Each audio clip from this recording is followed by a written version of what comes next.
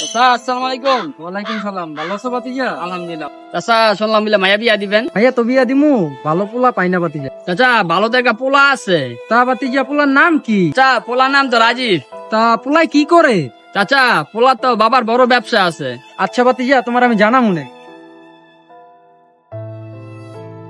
ভাতিজা যে কইলো একটা পোলার কথা, দেখি তো ভাতিজারে ফোন দিয়া।